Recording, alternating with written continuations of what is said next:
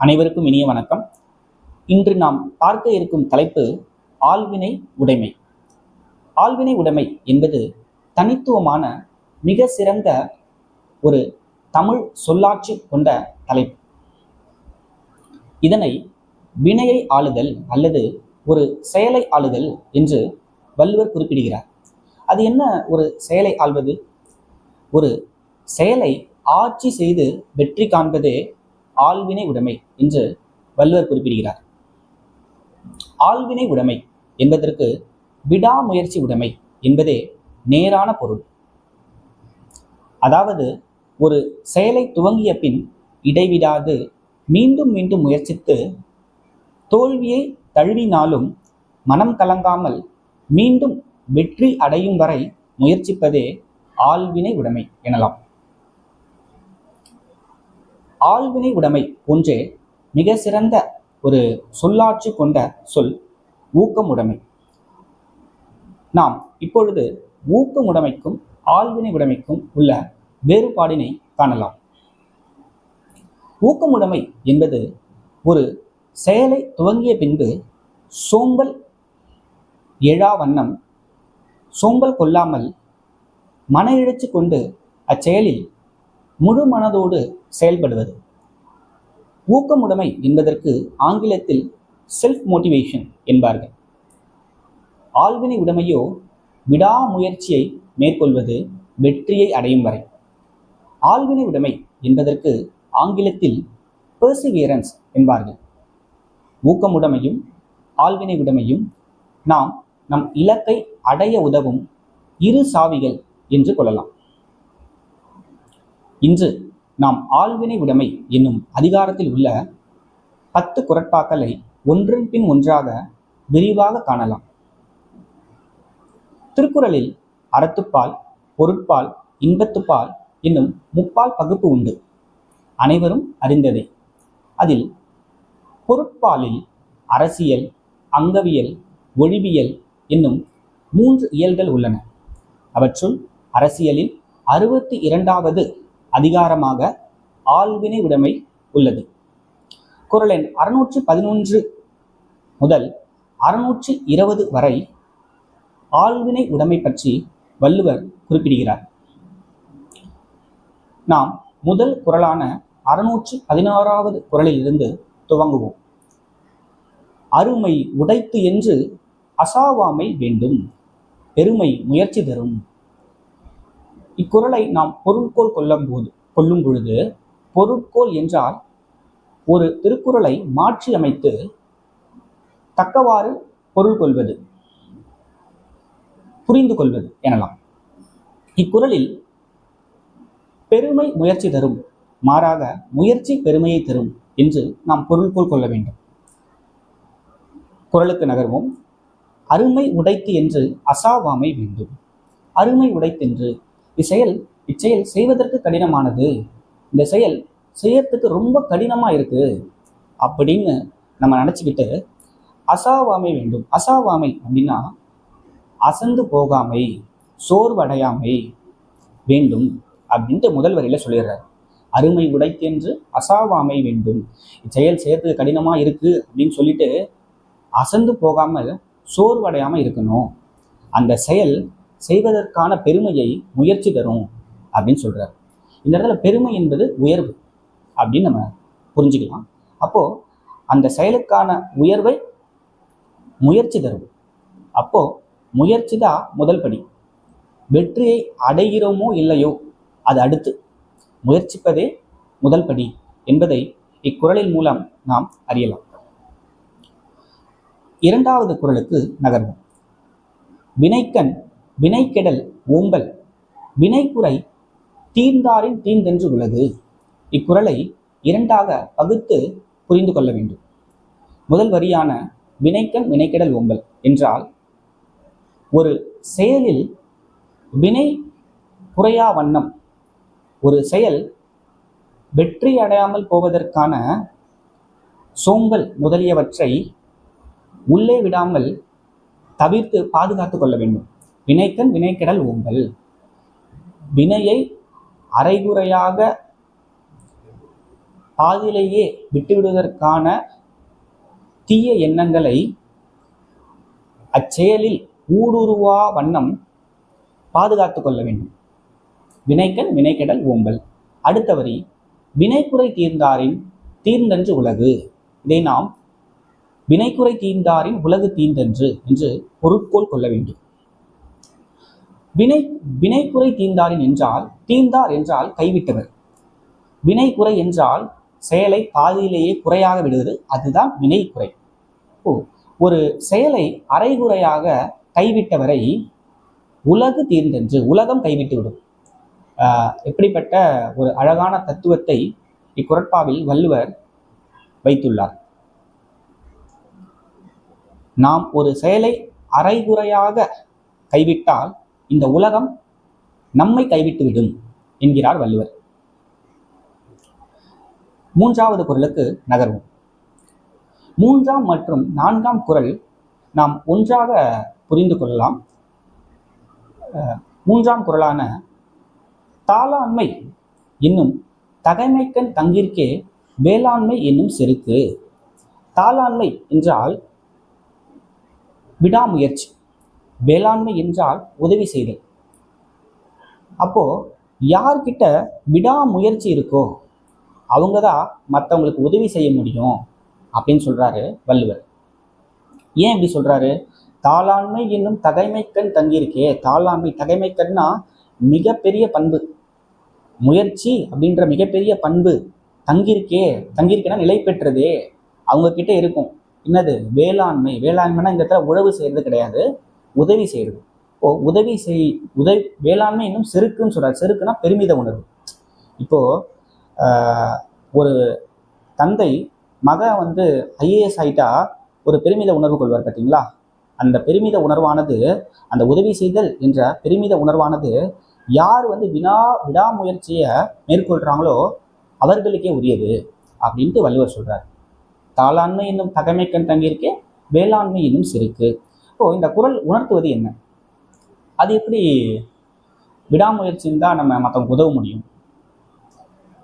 விடாமுயற்சி உடையவர்களால் தான் செல்வத்தை ஈட்ட முடியும். செல்வத்தை வைத்து மற்றவர்களுக்கு உதவ முடியும். we need to connect the டாட்ஸை கனெக்ட் பண்ணா நமக்கு இந்த குறள் இன்னும் தெளிவா புரியும். செல்வம் இல்லைன்னா நம்மளால மற்றவங்க உதவி செய்ய முடியாது. அதனால விடாமுயற்சியை மேற்கொண்டு செல்வத்தை பெற்று மற்றவர்களுக்கு உதவ வேண்டும் என்று வள்ளுவர் குறிப்பிடுகிறார். அடுத்த குறள், தாளாண்மை இல்லாதான் வேளாண்மை பேடிகை கை வாளாண்மை பூலகிடும். இது ஒரு அற்புதமான செய்யுள் நயமிக்க ஒரு குறள். தாளாண்மை, வேளாண்மை, வாளாண்மை. நம்ம முன்னாடி உள்ள குறள்ல தாளாண்மைனா என்ன, வேளாண்மைனா என்னன்னு பார்த்தோம். இங்க வாளாண்மை அப்படின்ற ஒரு சொல்ல வள்ளுவர் பயன்படுத்தியிருக்காரு. வாளாண்மை அப்படின்னா வாள் சண்டை போடுறது. வாளை எடுத்து, கூர்மையான வாளை வச்சு சண்டை போடுவாங்கல்ல, அதை அவர் சொல்றாரு. தாளாண்மை இல்லாதான் வேளாண்மை, விடாமுயற்சி மேற்கொள்ளாதவன் செய்யற உதவி எப்படி இருக்கும்னா அப்படின்னு சொல்லிட்டு ஒரு ஓமையை சொல்றாரு. எப்படி இருக்கும்னா, பேடினா கோழை அப்படின்னு அர்த்தம்.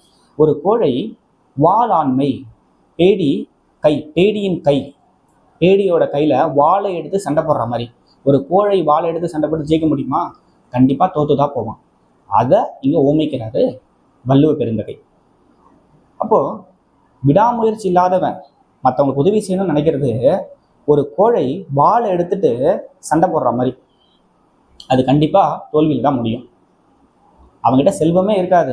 விடாமுயற்சி தானே செல்வம் வரும். அந்த பேடிக்கிட்ட, இந்த கோழைக்கிட்ட செல்வமே இருக்காது. ஆனால் உதவி செய்ய முடியுமா? முடியாது. அதை தான் அவர் இன்டைரக்டா இந்த குறள்ல சொல்ல வர்றார்.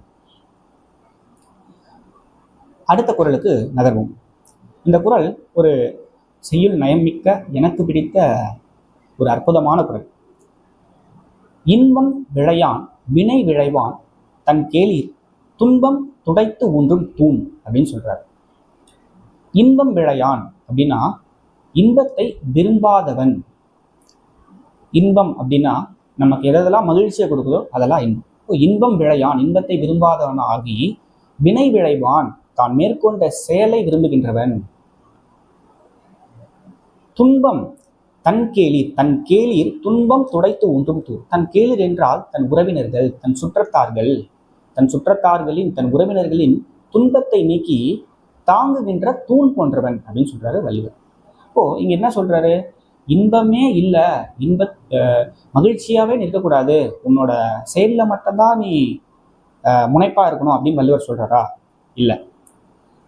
இன்பம் என்பதும் வினை என்பதும் இருவேறு செயல்கள். இரண்டுமே வாழ்க்கையில் முக்கியம்.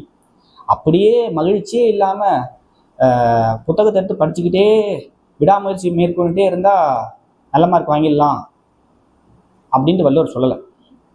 இன்பம் வேணும், ஆனா இன்பத்தை மட்டுமே விளையக்கூடாது.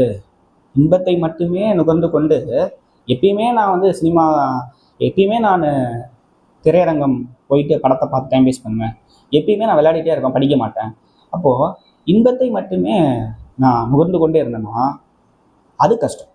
என்ன நம்ம எப்படி இந்த குறளை நம்ம புரிஞ்சுக்கணும்னா, நாம் செய்யும் செயலில் இன்பத்தை நுகர கற்றுக்கொள்ள வேண்டும். எப்படி? படிக்கிறது அப்படின்றது ஒரு வினையா நம்ம எடுத்துக்காட்டு. அந்த படிப்பு மேலே நமக்கு ஒரு விருப்பம் வரணும். இப்போ அங்கே இன்பம் வரும். படித்தா நமக்கு மகிழ்ச்சியாக இருக்கும். இப்போ அந்த வினை மேலே நம்ம இன்பத்தை வர வச்சு, அப்போது நமக்கு இன்பமும் கிடைச்ச மாதிரி ஆகிடும், வினையையும் சீக்கிரம் அடையிற மாதிரி ஆகிடும். இப்போது செய்யும் வினையில் இன்பத்தை நுகர நாம் கற்றுக்கொள்ள வேண்டும் என்பதே இக்குறளின் கருத்து. இன்பம் விழையான் வினை விழையான் தன் கேளிர் துன்பம் துடைத்து உண்டும் தூண். இப்படியும் நம்ம புரிஞ்சுக்கலாம். அப்படி வினையை மட்டுமே நுகர்கின்றவன் தன் சுற்றத்தாரின் துன்பத்தை நீக்கி தாங்குகின்ற தூண் போன்றவன் அப்படின்னு வள்ளுவர் பெருமைப்படுத்துகிறார். இது ஒவ்வொரு குடும்பத்தின் வேலை செய்து பெரும்பாலும் ஒரு குடும்பத்தின் தந்தை எப்படி அக்குடும்பத்திற்காக பாடுபட்டு உழைக்கிறாரோ அத்தகையது. அவரை நாம் உதாரணமாக எடுத்துக்கொள்ளலாம். அடுத்த குறளுக்கு நகர்வோம். முயற்சி திருவினையாக்கும், முயற்சியின்மை இன்மை புகுத்திவிடும். முயற்சி திருவினையாக்கும். முயற்சி, திரு அப்படின்றது செல்வம். முயற்சி செல்வத்தை கொடுக்கும். ஆல்ரெடி நம்ம முன்னாடி குறள்ல செல்வத்தை கொடுக்கும் நம்ம படிச்சிருக்கோம். விடாமுயற்சி செல்வத்தை கொடுக்கும், அந்த செல்வத்தை வைத்து நாம் உதவி செய்யலாம், வேளாண்மை பண்ணலாம் அப்படின்னு படித்தோம். அதே கருத்து தான் இங்கேயும் சொல்றாங்க. முயற்சி திருவினையாக்கும் அப்படின்னு சொல்றாங்க. முயற்சி செல்வத்தை கொடுக்கும், முயற்று இன்மை, முயற்று கூட்டல் இன்மை அப்படின்னு நம்ம பிரிக்கணும். முயற்சி இல்லாமை, இன்மைனா வறுமை, வறுமையை புகுத்திவிடும். இப்போ விடாமுயற்சி இருந்தால் செல்வத்தை நமக்கு கொடுக்கும். முயற்சியின்மை, விடாமுயற்சி உங்ககிட்ட இல்லை அப்படின்னா உனக்கு வறுமையை தான் கொடுக்கும் அப்படின்ட்டு நம்ம பொருள் கொள்ளணும். இந்த குறளுக்கு இன்னொரு ஒரு அர்த்தம் இருக்கிறது. இந்த இடத்துல வள்ளுவர் முயற்சி திருவையாக்கும் சொல்லலை. திருவையாக்கும்னா முயற்சி செல்வத்தை கொடுக்கும் நம்ம புரிஞ்சுக்கணும். ஆனால் அவர் அப்படி சொல்லலை, முயற்சி திருவினையாக்கும் அப்படின்னு சொல்றார். இப்போ முயற்சி திருவினையாக்கும் என்றால் முயற்சி சிறந்த வினைகளை ஆக்கும் அப்படின்னு சொல்லியும் நம்ம பொருள் புரிஞ்சுக்கலாம். வள்ளுவரோட குறள் கவிதை மாதிரி. கவிதை இக்காலகட்டத்தில் வந்தது. வள்ளுவருடைய குறள் என்பது கேட்போர் மனநிலைக்கு ஏற்ப மாறுபடும் தன்மை உடையன. அதே மாதிரி தான் இந்த குறளுக்கு இரண்டு அர்த்தங்கள் இருக்கிறது. முயற்சி திருவினையாக்கும் என்றால் முயற்சி சிறந்த வினைகளை ஆக்கும். முயற்சியின்மை இன்மை புகுத்திவிடும் என்றால் நற்செயலிலும் தீய செயல்கள் புகுத்திவிடும். நற்செயலிலும் தீய செயல்களை புகுத்தி நல்ல செயலையும் எடுத்துவிடும் அப்படின்னு நம்ம புரிஞ்சுக்கலாம். இப்போ இரண்டாவது அர்த்தம் இந்த குறளுக்கு என்னன்னா, முயற்சி சிறந்த வினைகளை ஆக்கும். முயற்சியின்மை நம்ம நல்லா செஞ்சுட்டு இருக்க செயலில் கூட சோம்பல் முதலியான தீய செயல்கள் புகுந்து அந்த செயலையும் புகுந்து கெடுத்து விட்டுரும் அப்படின்ட்டு வள்ளுவர் சொல்றதா நம்ம புரிஞ்சுக்கலாம். நம்ம இப்போ அடுத்த குறளுக்கு போகலாம். மடி உலால் மாமுகடி என்ப மடியிலான் தாள் உலால் தாமரையினால். இந்த குறளை பொருட்போல் கொள்ளும்போது நம்ம தெளிவா பொருள்கோள் கொள்ளணும். மாமுகடி மடியுளால் என்ப தாமரையினால் மடியிலான் தாழ் உலால் அப்படின்ட்டு நம்ம பொருள் கொள்ளணும். இந்திய தொன்மத்தின் அடிப்படையில் மாமுகடி, தாமரை நாள் என்பவை தெய்வங்கள் அப்படின்னு சொல்லலாம். ஸோ அந்த தொன்மங்கள் அடிப்படையில் மரபு நடையில் அந்த மரபை பின்பற்றி வள்ளுவர் இந்த குறளை இயற்றி இருக்கிறார். என்ன சொல்ல வர்றார்னா, மடி உலால் மாமுகடி என்ப. மடினா சோம்பல். இப்போ யார்கிட்ட சோம்பல் இருக்கோ மாமுகடி அப்படி என்றால் கரிய நிறத்தை உடைய மூதேவி. மூதேவி என்றால் அது ஒரு இறை. யார் இடம் சோம்பல் இருக்கிறதோ மூதேவி என்ற இறை தங்கியிருப்பாள். இரண்டாவது வரியான மடியிலான் தாள். தாள் என்றால் முயற்சி. மடியிலான் என்றால் மடி இல்லாமை, சோம்பல் இல்லாமை. சோம்பல் இல்லாதவனுடைய முயற்சியிலே உலால் தாமரையினால். தாமரையினால் என்றால் திருமகள், ஸ்ரீதேவி என்று சொல்வார்கள். இதை பற்றிய பழமொழி ஒன்று உண்டு. கடுகி நடப்பவன் காலடியில் சீதேவி, சோர்ந்து நடப்பவன் அடிமடியில் அக்கா. அதாவது அசந்து நடப்பவன் அடிமடியில் அக்கா, கடுகி நடப்பவன் காலிலேயே சீதேவி அப்படின்ட்டு ஒரு பழமொழி கூட இருக்கு. மேபி 90s கிட்ஸ்க்கும் 2K கிட்ஸ்க்கும் தெரிய வாய்ப்பு கிடையாது. நம் முன்னோர்கள் 70s 60s கிட்ஸ்க்கு தெரிய வாய்ப்பு ரொம்ப அதிகம். அப்போது இந்த ஒரு பழமொழியை வைத்து கூட இந்த குறளுக்கு பொருள் சொல்கிறாங்க. யார்கிட்ட சோம்பல் இருக்கோ அவன் இடம் மூதேவி தங்கியிருப்பாள். யாரிடம் முயற்சி இருக்கிறதோ, சோர்வு இல்லாமல் முயற்சி இருக்கிறதோ அவனிடம் தாமரையினாலாகிய திருமகள் தங்கியிருப்பாள். இப்போ ஏன் சம்பந்தமே இல்லாமல் இந்த ரெண்டு தெய்வங்கள் தொன்மத்தின் அடிப்படையில் இத்திரு தெய்வங்களை ஓமையாக பயன்படுத்தியுள்ளார் வள்ளுவர். ஏன் இப்படி சொல்றாரு? தொன்மம், படிமம், மரபு இதெல்லாம் இலக்கியங்கள்ல ஓமையா சொல்லப்பட்டவை. ஏன் இதை ஓமையா சொல்றாங்க அப்படின்னா, மக்களுக்கு சுலபமாக மக்கள் மனதில் பதிவதற்காக இவை உருவாக்கப்பட்டன. தொன்று தொட்டு சொல்லி வராங்க. அதை நம்ம வச்சு செய்யுள் ஏற்றுனா அவங்க மனசுல நல்லா போய் நிற்கும். அந்த ஒரு விஷயத்தால தான் வள்ளுவர் இந்த தொன்மத்தின் அடிப்படையை கொண்டு இந்த குறளை இயற்றியுள்ளார். இப்போ புரிஞ்சுக்கணும், மாமுகடி அப்படின்னா அந்த மூதேவி என்பல் சோம்பல் முதலிய தீய குணங்களுக்கான தெய்வம் அப்படின்னு சொல்லலாம். திருமகள் அப்படின்னா செல்வத்திற்குரிய தெய்வம். இப்போ நம்ம எப்படி புரிஞ்சுக்கிறோம்னா, ஒருத்தர்கிட்ட சோம்பல் இருந்ததுன்னா சோம்பலுக்கு உரிய தெய்வமாகிய மூதேவி தங்கியிருப்பாள். சோம்பல் இல்லாமல் முயற்சி இருக்கிறவனிடம் செல்வத்திற்கு உரிய தெய்வமாகிய திருமகள் தங்கியிருந்து அருள் புரிவாள் அப்படின்னு நம்ம பொருள் கொள்ளணும். இக்குறளுக்கும் இன்னொரு அர்த்தம் இருக்கு. மடி அப்படின்னா சோம்பல் மட்டும் இல்லைங்க, மடினா உறுப்பு அப்படின்னு நமக்கு தெரியும். அதே மாதிரி தாள் அப்படின்னா முயற்சி அப்படின்னு ஒரு பொருள் இருக்கு. தாள்னா பாதம், அதாவது அடிபாதம் அப்படின்ற இன்னொரு பொருளும் இருக்கு. அந்த பொருளின் அடிப்படையில் இந்த குறளுக்கு நம்ம எப்படி பொருள் கொள்ளணும்னா,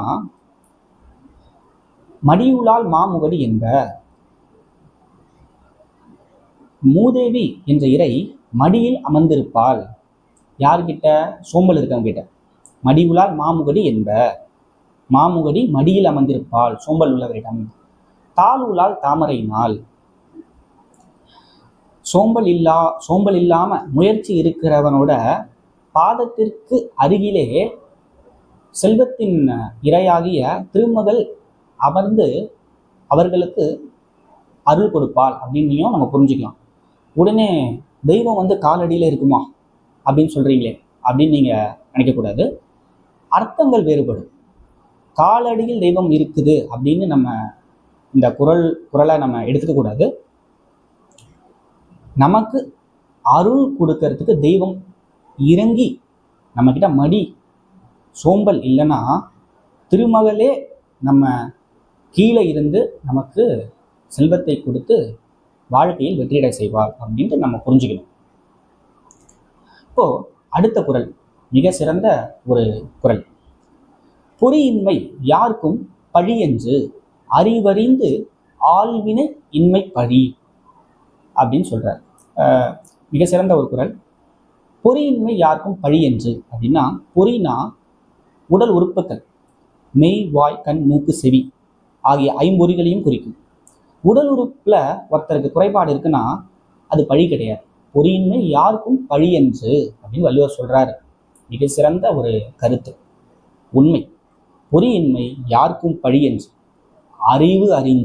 அறிவறிந்து என்றால் அறிய வேண்டியவற்றை அறிந்து ஆள்வினை இன்மை பழி. ஆள்வினை என்றால் விடாமுயற்சி இன்மையே உண்மையான பழி என்று வள்ளுவர் குறிப்பிடுகிறார். உங்ககிட்ட உடல் உறுப்புல ஏதாவது கையோ காலோ கண்ணோ குறைபாடு இருந்தால் அது பழி கிடையாது.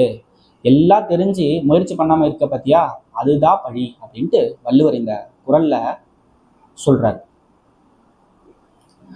அடுத்த குறளுக்கு நம்ம நகர்வோம். இந்த 619வது குறளும் 620வது குறளும் நம்ம ஒன்றாவே பார்க்கலாம். இது போகிறதுக்கு முன்னாடி நம்ம ஊழ்னா என்னன்னு பார்த்துருவோம்.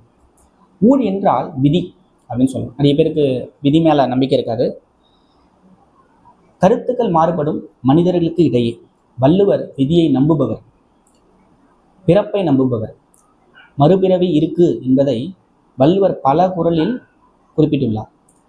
அதே போல ஊழும் விதிபடிதான் செயல்கள் நடக்கும் என்றும் பல குறளில் குறிப்பிட்டுள்ளார்.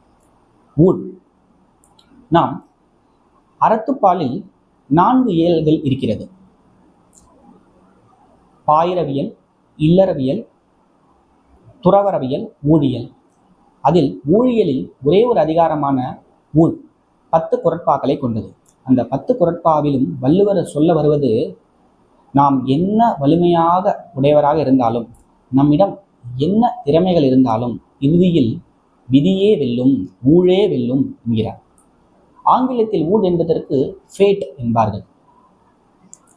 மை ஃபேட் அப்படின்னு கூட சொல்லி நம்ம நிறைய இடத்துல கேள்விப்பட்டிருக்கோம். எல்லாம் என் விதி அப்படின்னு சொல்லுவோம். ஸோ அதை தான் வள்ளுவரும் சொல்றார்.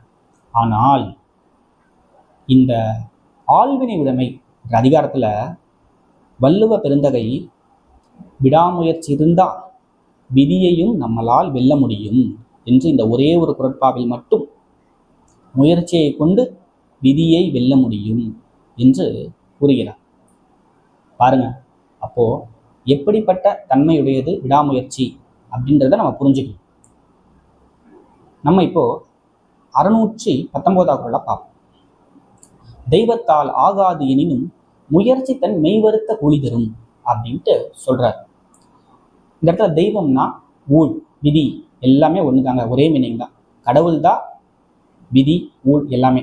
ஸோ தெய்வத்தால் ஆகாது, விதியால் ஆகாது, ஊழால் ஆகாது எனினும், தெய்வத்தால் ஆகாது எனினும், நம்ம ப்ரே பண்ணுறோம் அது நடக்கலைன்னா கூட, நம்ம வணங்குறோம் கடவுளை, நம்ம நினைக்கிறது, நம்ம முயற்சி பண்ணுறோம், நம்ம தினமும் பிரார்த்தனை பண்ணுறோம், அது தெய்வத்தால் முடியலனா கூட, தெய்வத்தால் ஆகாது எனினும் முயற்சி, ஆள்வினை, விடாமுயற்சி மெய் வருத்த கூலி தரும். மெய் வருத்த கூலி என்பது உடல் உழைப்புக்கேற்ற ஊதியம். உடல் வருந்தி நம்ம அந்த ஒரு செயலில் ஈடுபடுறோம் பார்த்தீங்களா. ஒரு சில பேர் எக்ஸாமுக்கு இடைவிடாது படிப்பாங்க. அந்த முயற்சி கண்டிப்பாக விதியை ஒரு நாள் வென்று அவர்கள் லட்சியத்தை அடைய உதவும்.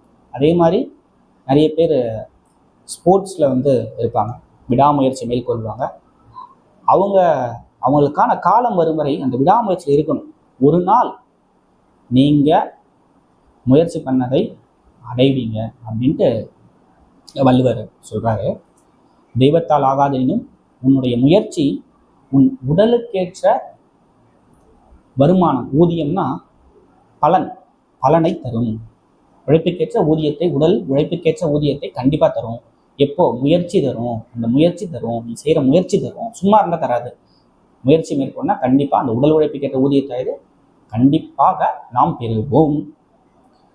அடுத்த குறளும் இதே ஊழை அடிப்படையாக கொண்டது. மிக சிறந்த ஒரு செய்யுள்.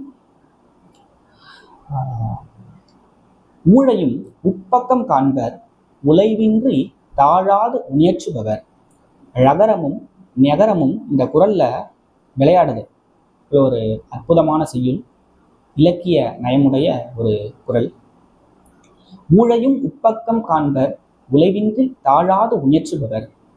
ஊழையும் உப்பக்கம் காண்பர் என்பது, ஊழையும் உப்பக்கம் என்றால் அப்பக்கம் என்றால் அந்த பக்கம், இப்பக்கம் என்றால் இந்த பக்கம், உப்பக்கம் என்றால் இடைப்பட்ட பக்கம் என்று ஒரு பொருள் உண்டு. ஆனால் இங்கு அந்த பொருள் வராது. ஊழையும் உப்பக்கம் என்றால்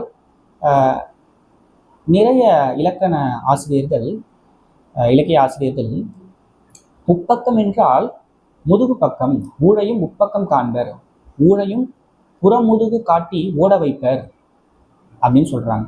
யாரு ஊழையே புறமுதுகு காட்டி ஓட வைப்பாரு அப்படின்னா, ஊழையும் உப்பக்கம் காண்பர் உழைவின்றி என்றால் உள்ளத்தில் சோர்வு இல்லாமல், உழைவின்றி உள்ளத்தில் சோர்வு இல்லாமல், தாழாது என்றால் முயற்சியில் குறைவு இல்லாமல், முயற்றுபவர் என்றால் முயற்சிப்பவர். அப்பொழுதோ யார் ஒருவர் உள்ளத்தில் சோர்வு இல்லாமல், செய்யும் முயற்சியில் குறைவு இல்லாமல் முயற்சி மேற்கொண்டு கொண்டே இருப்பவர், அந்த விதியையும் புறமுதுகிட்டு ஓட வைப்பர் என்று ஒரு கருத்து உள்ளது.